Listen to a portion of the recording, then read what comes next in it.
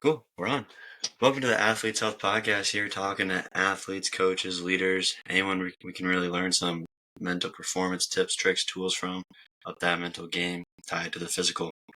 And I've apparently I've known this guest a little bit longer than I thought, but I've actually been following Lily Johannes for a while. I mean, I watched you in high school track and now at Iowa, so it was I have been wanting to get you and your brother on. So this worked out perfectly that we got back to back Johannes's.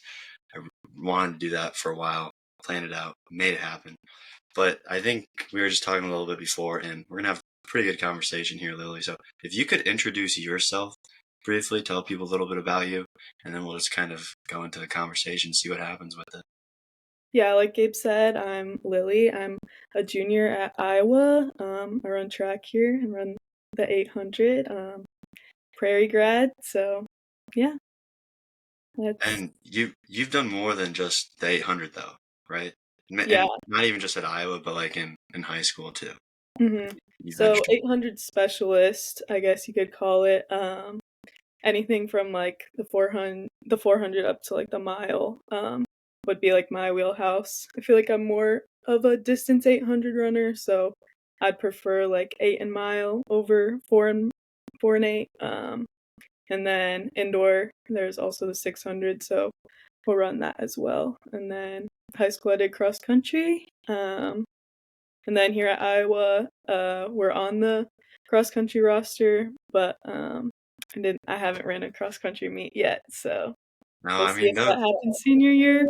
But as of now, on the cross roster, but have not ran a college cross meet. So those meets are more than 5Ks too, aren't yeah, they? So they're even harder. yeah, they get a little bit longer in college. So yeah. So, and within that, oh, and then the 600, that's like, what are your thoughts around the 600? I just got to ask you that right now because it's longer than the 400, less than the 800. So, like, maybe you're not even pacing it. So, a little bit you are pacing an 8 if you are pacing it all. But I've heard it's pretty hard. Personally, I've practiced. I never actually like ran it. So, Yeah, it's a hard race to kind of grasp because it really is just like a 400 and then kind of hang on as long as you can. Like you're like, okay, 1 or 2 seconds off your 400 PR and then go run another lap and see how you can finish and just hang on. So it's a tough race for sure, but I think 400 runners can be good at it and 800 runners can be good at it. So I guess it'll be interesting to see if Jackson gets to run some sixes and see how that goes. But yeah, it's a fun race. It's fast. Like goes by quick compared to the 8, I feel like. that's true. I mean, it's 200 less. 100 And less, yeah. And so with that, because that one, like 600, is not really in high school. Like I know some meets have it. Like it's not really a thing, and it's not really a race. And so one of the first things I was curious about, because we'll definitely gonna tie this into the mental side, but is how did you get started in this kind of mid distance running, like in high school and middle school, and maybe before that, like I don't know, but how did that kind of come about? Because at first it's always sprints, and it's always, no, you're just doing full far distance running, you know? Mhm.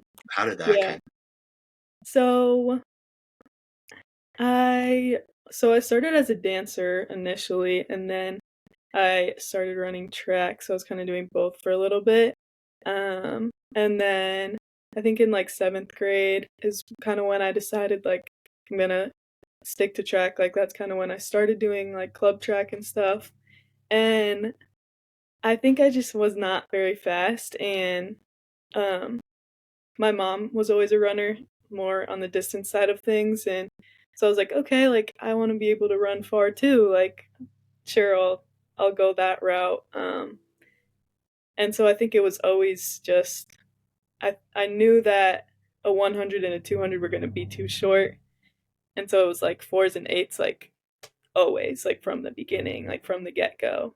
Um, oh, I guess part of it was so in Iowa Speed, you could do field events at the beginning of practice, or you could just do the distance workout. And I didn't like any of the field events.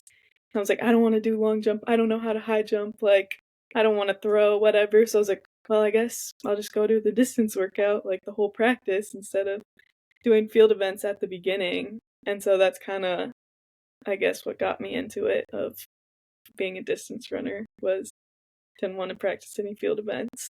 Didn't want to practice the field events and So, wasn't quite fast enough for the sprinting. yeah. Did you did did you find right away that like dance had some similarities to like running, or that were there any crosses or any like benefits that came from doing dance? I The think, track, I don't know. just the Some idea. strength side of things, Yeah. like dance, you're just using, you're using a lot of muscles all the time, like just insane stuff. So I feel like that had some crossover. Um, in the middle there of like, okay, your hip flexors are really strong, like your calves are really strong, your quads are really strong, like all of that kind of helped with the transition into track, I feel like. Oh yeah, and that's kind of a pretty good answer because I was, believe it or not, just looking into something else about dancing, and Kobe Bryant's came up because like a dancer asked him, "How do you feel about dancing?" And he's like, "Oh, I hurt my ankle really bad, and I just got into dancing because it strengthens." I mean, people don't always think about it, but you have to be pretty strong in certain areas to do that. It's crazy. Yeah, for sure. I didn't know if that would help or not, so that's pretty cool. The next thing that I really was curious about was and we could touch on more like the high school stuff, or like I know you were on some relays that did really well and stuff, but how did you kind of get into Iowa?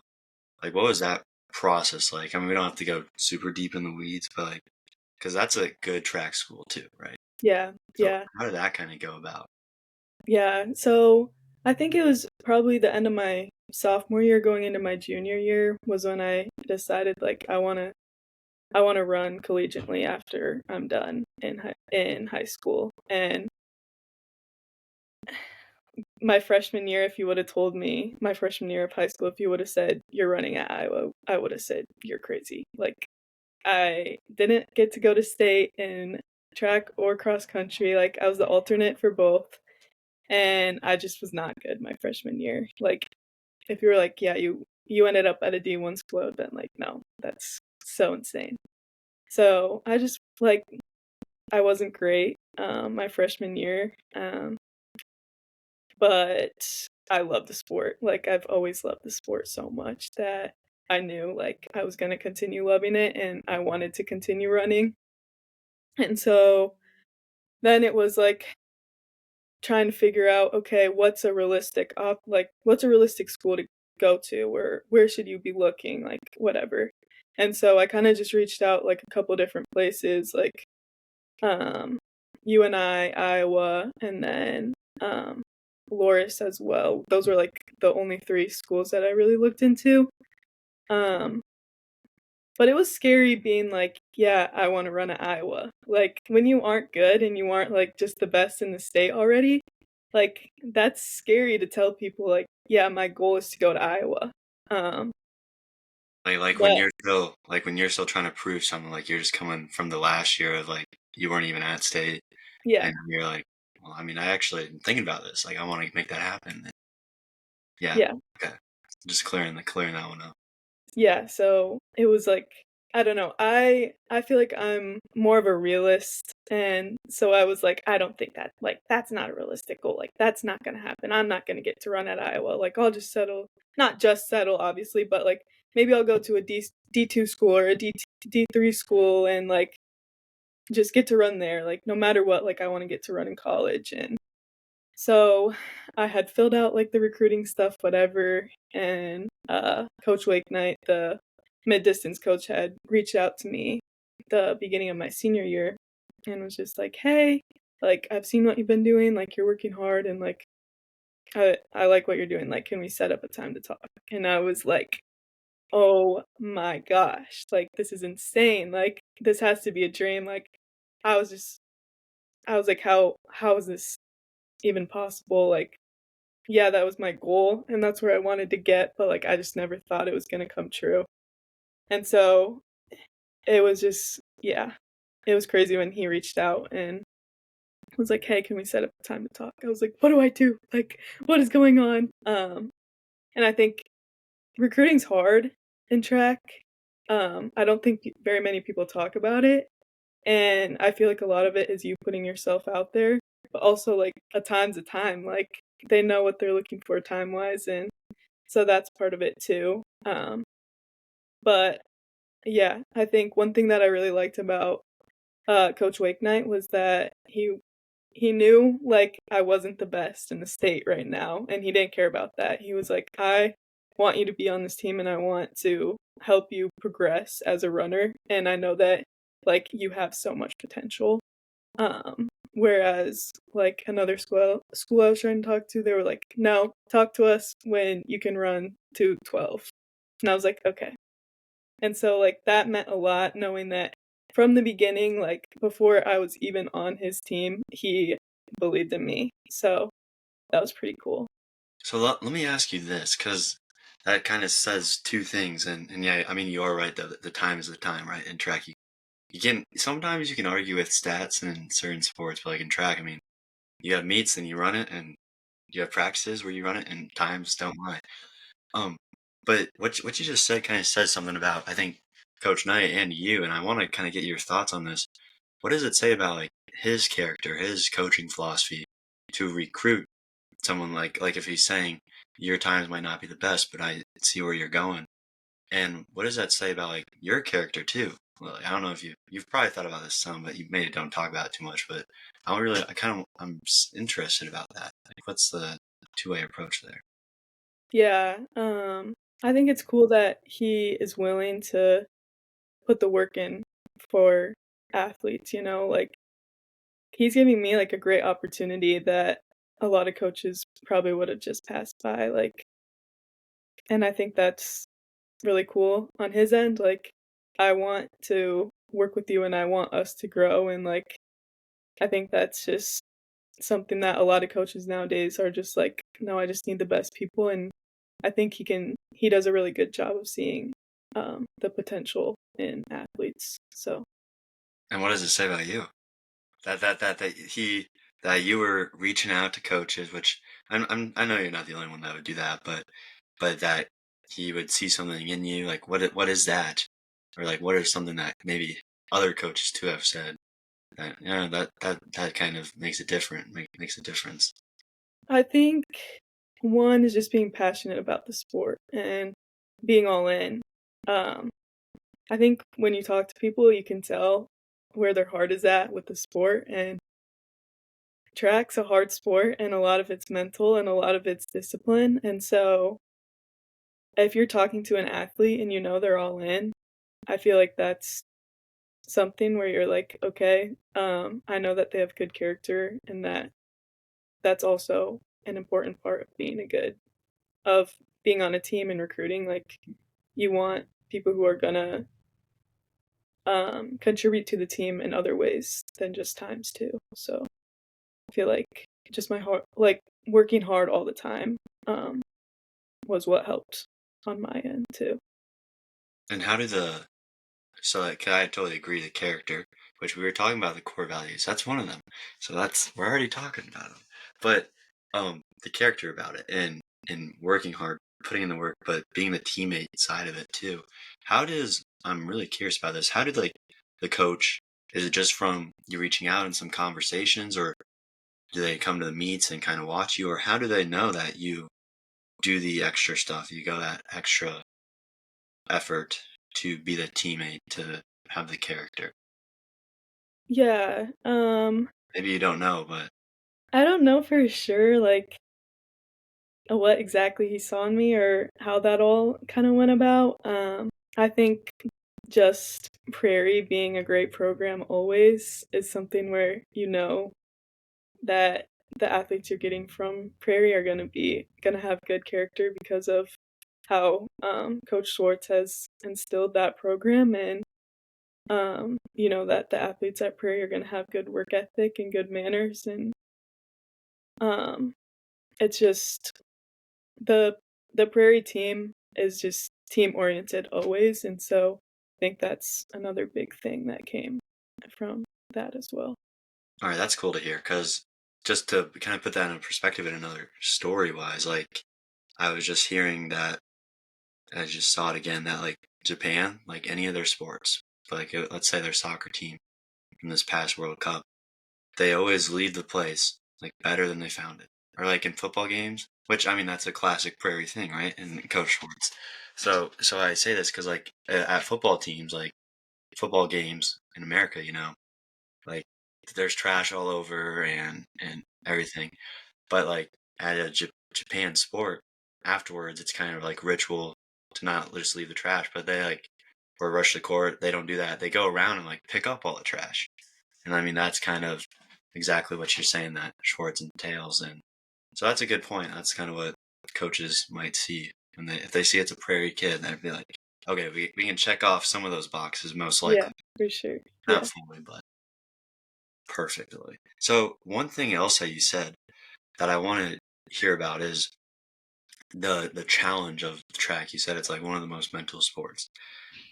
What part, like, or parts about it make it so challenging from your perspective, right? Everyone could have different perspectives, but for track itself, for you to say that, what kind of makes you say that? Yeah, I think that knowing success is so like, your success is defined by a number or a time, and it's very concrete. You either got your time that you wanted or you didn't, and there's no in between, so the only way to keep getting fast like, to keep having a better time is by running faster at practice, like, doing harder workouts, pushing yourself to the next level is the only way you can really get better in track. And so, mentally, like, being able to be like, "Yeah, I'm gonna do something really, really hard today, and it's gonna hurt really, really bad." And going into practice and, like, having an open mind of, like, whatever he tells me to do, like, I'm gonna give my all to do that is, like, that's hard. Like, I feel like I haven't really played other sports, so I don't know how to compare it to other sports, but knowing every single day you have to show up and give your all, which you do in everything, but knowing that you could be throwing up or, like, just feeling awful at the end and doing it anyways, like, I think takes a lot mentally. Well, that is a really good point, and I don't think you have to play any other sports. You can just look at any sport where you like let's say football, like you could look at a running back and you can see, or like any position, any sport, and you can see so many different kind of statistics of what they're doing, like in base, any sport, so many different statistics. But in track, I mean, you can have your splits, but ultimately that's like a part of your time and result time, and so you're totally kind of on point. Like it's one result every time, which does make it hard. And you go to practice every day, and you can't really like shoot a couple shots here or there, or like hit a couple balls and half-ass it in your track workouts. Besides probably the prehab and rehab and warm up and cool down, you get the time or you don't get the time, right? Yeah, On exactly. your practices. That's crazy. So that actually could maybe tie us into this next point, where one thing I wanted to talk about, and we were talking about this briefly before, was like the difference now from high school and college. Like maybe it's in workouts, maybe it's in time management, maybe it's in the school itself, and that is kind of part time management, I guess. But just kind of there's so many different aspects that could be taken. I was wondering your thoughts now that you've been through it a couple years in your Yeah. perspective. It's crazy to think, like, I'm a junior in college because I feel like every day I'm still learning something new or trying to figure something new out or yeah, it's a big adjustment for sure. Time that as you get older, you really do figure out that time goes by pretty fast. It's pretty crazy, but Yeah, yeah. I feel like everyone's always like, "Oh, time goes by so fast, like, enjoy it," and then they're like, "Oh my gosh, I only have 1 year left, like, how did this happen?" But yeah, I feel like the main thing for me that was a big change from high school to college was the atmosphere. Um, I think college track becomes very individualized. You have a goal of what you want, and you work every day to get that. And I'm glad that I'm a part of a team where it's not completely like that, but in high school, I feel like it was like you will sacrifice an individual event to run a relay or like something like that. Like you will always put the team first, and I think that made just such a great culture of like we all are here for each other and we all like just respect each other, and I think everyone does respect each other at the college level as well, but it's just like so different because everyone's in such different places as well. Um so that was one of the main things that was hard. But also time. Yeah. Practice. Our practice time is uh 10:30 to 1:30 ish depending on the day. So that's the middle of the day when you would think you have classes and whatnot. So kind of just working around that of okay, I'm gonna go to class in the morning, I'm gonna get up early, like get things done right away, and then finish practice and go back to class and get things done after. Um, yeah, I was talking about that today with one of my friends, just still figuring out the time management of how to make everything work and still have a social life and still get to see your family and do well in school and do well in track. And it's a lot to balance, but I really would never trade it for anything.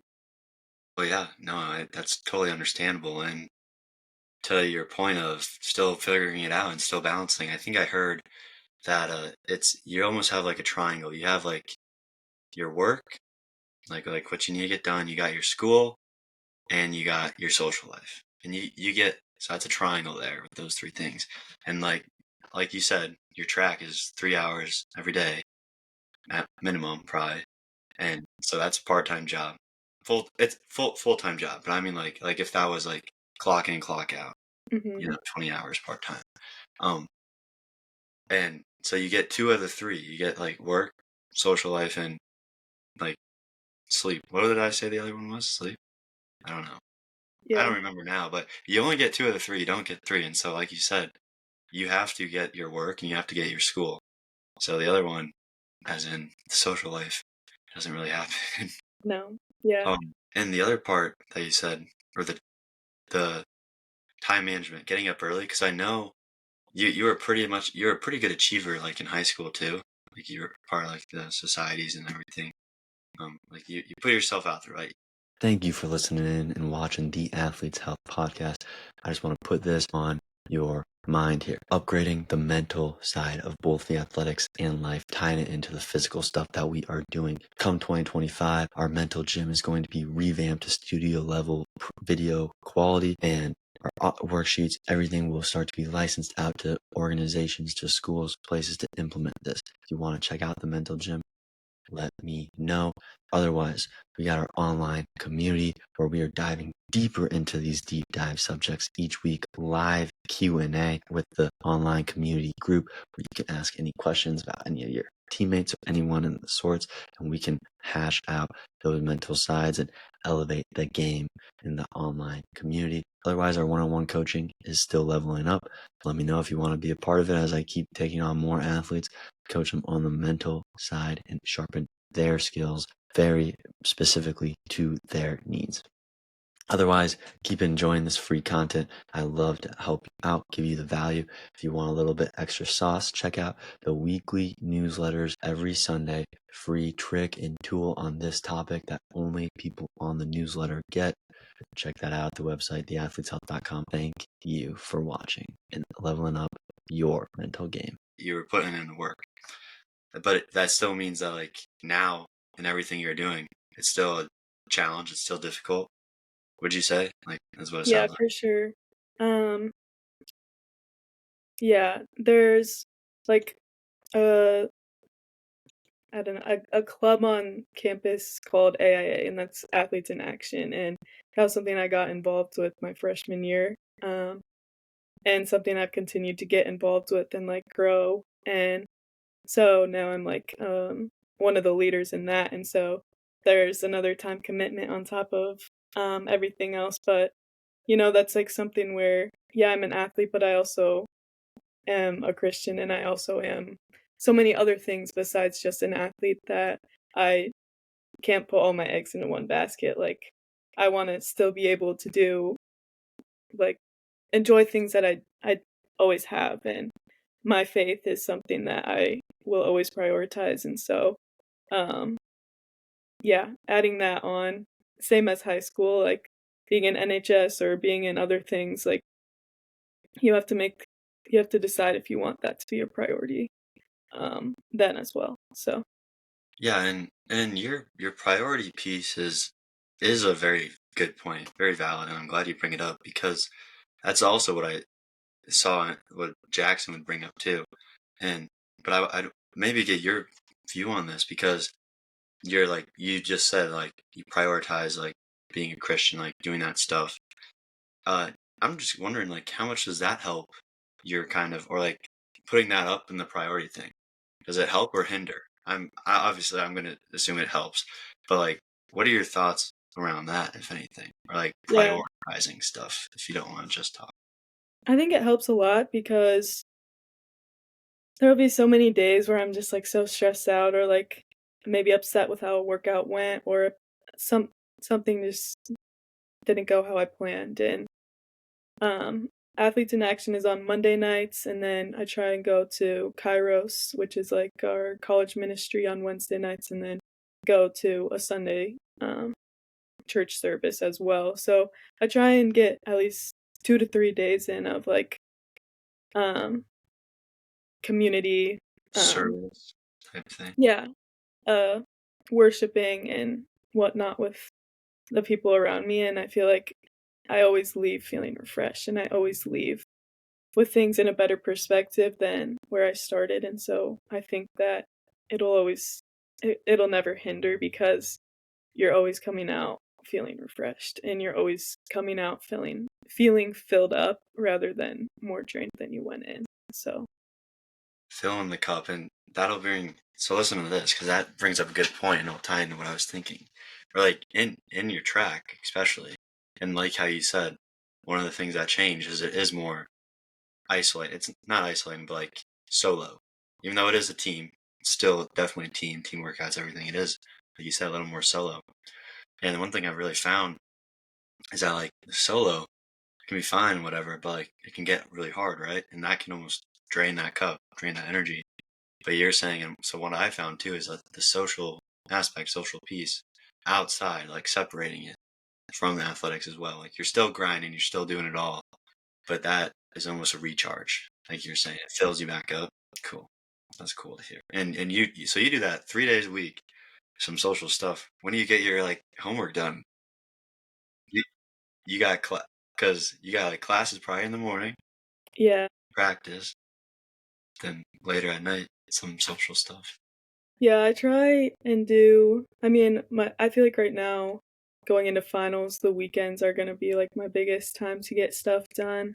Um, but, yeah, I have a few night classes, so after practice, before class at night, I try and get some studying in there as well. And then, Thursday's, like, our off day where we don't have practice, and so that's typically when I try and grind everything out. But, yeah. Procrastination kinda gets the best of me some days or some weeks, but I'm gonna assume it doesn't. At the end of the day, it doesn't get too much of you because you have to stay on top of it to do yeah, what you're doing, yes. especially to when you prioritize all the other things to make that happen. You have to stay on top because the school does ultimately come up there too. Um, within all that realm, one thing, especially with track, that I know, and that you could argue this different ways, but I see it being one of probably the most time committed sports because I know like in other sports, they'll have spring season. If like, let's say soccer, for instance, they'll have main season in fall, maybe a week or two off, start to have practice, but then maybe a couple spring games or whatever. But in track, you have like fall into winter season, and then that goes right into spring season, which almost drips into summer. You might take a little bit off, but like you can't take that much off because you obviously do to kind of let the body recover. But then you're starting to train again to build up the endurance, build up the capacity, lactic acid, everything of the same of the sorts. So one thing that we were going to talk about was the commitment factor. What just around kind of like the whole long season or just being committed, toughing things out, going through challenges, what are your thoughts kind of on that general realm? If I just kind of toss that up to you.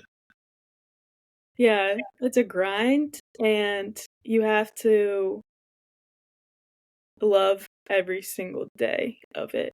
Um, you have to love going to practice, you have to love showing up, and you have to love being disciplined and putting in the work.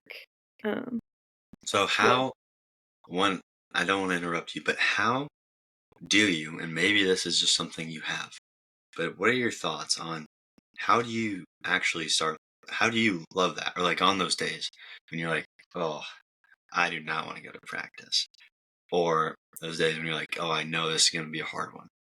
How do you flip that script? How do you like get yourself to like want to do it? Because I know, and even just talking to you now and hearing just from the past that like you obviously love the sport and you love the track, but it's still really hard some days.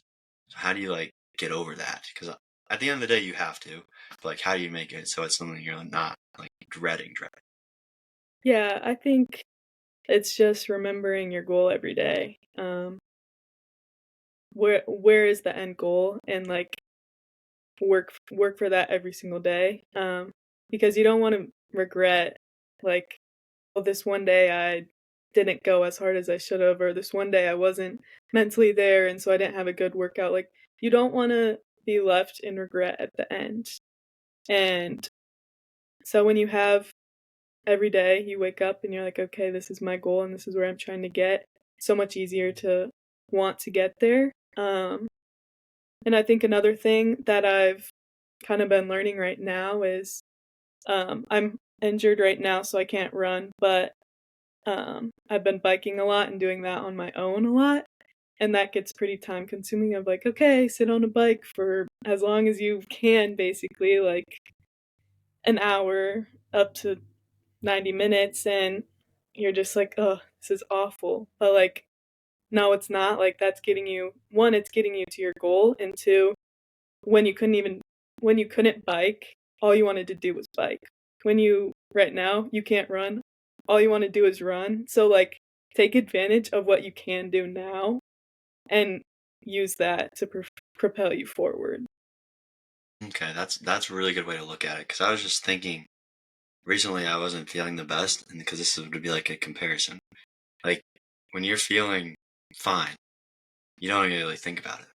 But once you start to feel, did you hear that or no? That's Yeah. my dog. That's my dog.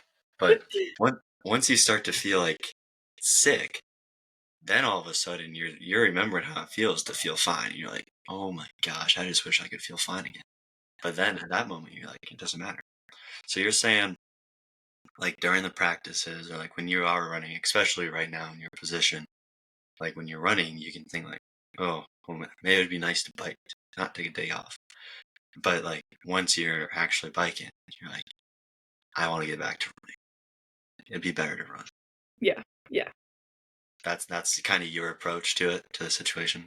Yeah. I would say like, yeah, when you're like able to run, I feel like you're just like, oh, I don't want to run today. I don't want to run today. But when you can't run or when you're hurt and you're not physically able to, all you want to do is run. So I think every single day you have to be like, okay, this is a gift that I'm able to do this. And um, yeah.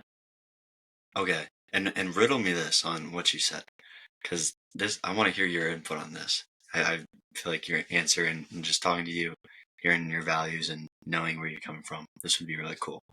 Do you think what drives you more, because you said both these things, is looking at your goals and like trying to reach your goals, or is it just the not having the regret, like you do not want to leave anything on the table? And it obviously can be both, and it probably is both. But what one do you think is more for you? For me, I think it's not having the regret. Um, I feel like I try my best to give my all every single day because when you think about it, you only have 4 years to get this experience. Like, you never get to do this again. So why wouldn't you go all in or do as much as you can? And so for me, I think it is more of the side of I don't want to regret not doing more. I think I do still obviously think about my goals, but it's always like more from the side of I don't want to regret. Yeah. Okay, cool. Because I mean, yeah, you'll obviously still think about your goals, and that's what drives it. But that's something that people don't always think about. But you brought it up, so that's why I wanted to. You said don't leave anything on the table, which is probably another thing that your coach really saw and wanted to get you on the Iowa team, nonetheless, because he saw that within you too. So that's just my thought behind it. Um, so at least one other piece that I really wanted to talk to you about is within relationship to this too, is kind of that goal. Or another thing that we talked about with it, and that I always tell people, and it kind of even ties back to your separating just this tiny bit to your priority of the Christianity and going to the community and worship and all that stuff, but is to take a step back every once in a while and kind of I like to say you're climbing the mountain and you gotta go look at the view every once in a while. You can't just climb all the way to the top. What are your thoughts around kind of that whole subject? Yeah. I think I've been thinking about that a lot too. My freshman year, I think that was really hard for me to figure out that you have to take a step back and be like, "Oh my gosh, like you are living your dream right now." Like your dream in high school was to get to be at Iowa, and now you're at Iowa and you're on the track team at Iowa. Um, and sometimes you need to be able to let that soak in. Um, because obviously everything's not going to go as you have planned, and it hasn't been like all sunshine and rainbows and all amazingness of college. Like it's been hard and there's been ups and downs, and I'm grateful for all of it. Um, and yeah, I'm still gonna work towards a big goal now that I have made it to Iowa. But I think in the end, if you are like Coach Wakenight says, if you're showing up every day and giving your all every single day, you will not be disappointed in the end. Like you might not go win an individual Big Ten title, and that's okay because you showed up and you worked hard every single day, and you got to have the opportunity to be here and be at Iowa and run here. Mm-hmm. Like you will not have those regrets. You put in the time, you put in the work. You know you tried your best. I mean, Yeah. ultimately, because it's also a stiff competition too, right? I mean, you're up against the best. So like at the end of the day, you do what you do, and that was really cool. I was gonna say something within that. Whoa, you're what you expected. That what you just said, where it wasn't all that you expected, because I've heard this from other people too, and I wanted to hear some perspectives where like you're going into it thinking one thing, and this is for everything too. Like it was for college, for your track in college, for any club or like just rooming and everything. Like you go into it expecting something. It happens and it's not at all what you expect. Sometimes it's totally what you expect. It's not really, but every once in a while, sometimes it's in between. Just in general, because track could be a great metaphor for this. How do you handle things that don't happen as you expect? Because I'm assuming quite a lot of things didn't happen as you expect, not even just on the track, but just in Yeah. everything. So my freshman year, I ended up redshirting the whole indoor and outdoor season, just because we didn't feel like we were in the right place um, to be able to race, and so that was hard mentally to be like, okay, I'm not competing with my teammates right now, and um, I feel like in high school you don't really know what redshirting is, or you don't really know like, Yeah. oh, I'm not gonna be competing and traveling with my teammates like the first year I go to college, like that might be a possibility. Um, so that's part of it is you have to be okay with not traveling right away. And then just like injury as well, peeking in there, and whatnot, but ultimately you just have to trust the process of like, okay, freshman year I'm going to redshirt and I'm just going to work really, really hard every single day. Um, and let all those workouts and adapting to college build on each other so I can go into sophomore year and feel good and feel great. And so that's hard. That's a whole Yeah. year where you are just playing the waiting game for it to pay off the next year. And so it's a lot of just being patient and having patience that, okay, I might not achieve my goal or achieve like a high level of college success until my junior and senior year. And yeah, it's patience and trust in the process. So I was gonna ask you, and you kind of answered it, but we're gonna dive a little deeper in this. For trusting the process, you just tell someone, "Hey, man," or you tell your younger self, like, "Hey, just trust the process. Just have patience. Just trust." One thing to say it. That's what I always say. It's one thing to say it, another thing to actually do it, to get through it. How, just one or two ways, like for like you, how do you trust the process? Like for me, I guess just if I give you an example, maybe give you time to think too. Like I could write things down. I could then look back or like track what I did that week, seeing I'm doing that improvement, or like I wrote down I want to do this stuff. I know it'll help get me to that next stage. And then I go look, all right, I did do that. Like it doesn't always feel like I did anything, but I can go back and see, okay, process is happening. How do you actually have the patience, trust the process? I think sometimes I'm not great at it, honestly. Yeah, My me too. So Yeah. I my freshman and sophomore year, I would go into coach's office and I'd be like, "I'm doing awful. I'm awful. Like I'm so bad."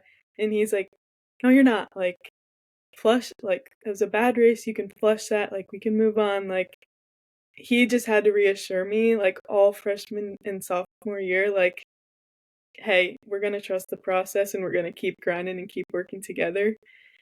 And that ended up paying off. Sophomore year of like I was able to PR in both my races and that felt really good, but it wasn't just like, yeah, you're just gonna show up in a couple days and it's gonna work out. Um, but when I wasn't in his office and he wasn't reassuring me, I think it was my teammates as well being there for me and being like, yeah, this is like we're gonna work together every single day to like get there as well, and knowing everyone around you is trusting the process too, helped me for sure.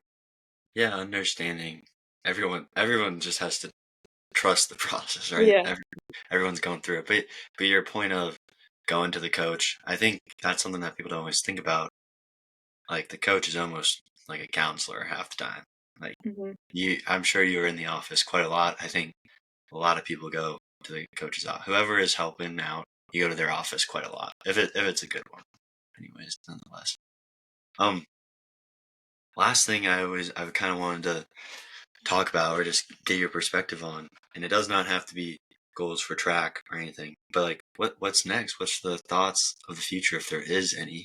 If there's not any, that's fine too, because you're in the moment, and I'm all for being in the moment. But not talking to you, I'm assuming you probably have some thoughts at least, or you've thought about it a little bit. I was just wondering what kind of what life is taking you at the moment, Lily.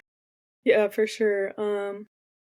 I am a human phys major, and then my plan is to go to grad school for to become a physical therapist, um, and then just help athletes any way I can so they can, also get to do their sport, pain-free, injury-free as well.